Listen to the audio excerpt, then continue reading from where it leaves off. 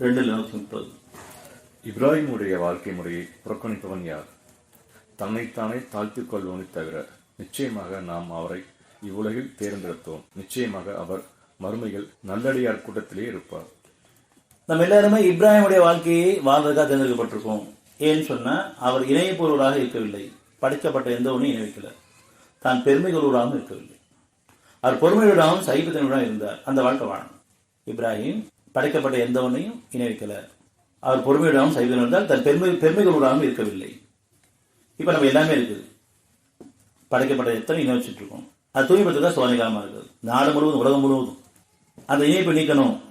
இப்ராஹிமுடைய வாழ்க்கை முறையை புறக்கணிப்பவன் யார்? தன்னைத்தானே தாழ்த்து கொள்ள தவிர. எப்ப நம்ம கொடுக்கப்பட்ட செல்வத்தை கொண்டு நம்ம பெருமை கொண்டோமோ அங்க நம்ம தாழ்த்திட்டோம். ஏன்னா அவர் பெருமை கொள்ளவும் இல்லை, பெருமை கொள்வது இணைப்பா இருக்குது.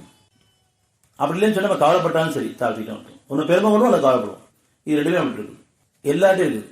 கொடுத்தா பெருமை, சுருக்குனா கவலை, பயம். கொஞ்சம் பேருக்குன்னா சந்தோஷம், மகிழ்ச்சி, ஆனந்தம்.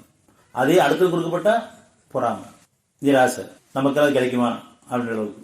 ஆனா அவங்க இருக்குதுன்னு பொறாமப்பட்டுரும். இப்படி எல்லா வகையிலும் தன்னை தாழ்கிறோம். உணர்ச்சிகள் போவதன் காரணமா தன்னை தாழ்கிறோம். உணர்வு வாழ்ற வரைக்கும் உயர்வான வாழ்க்கை.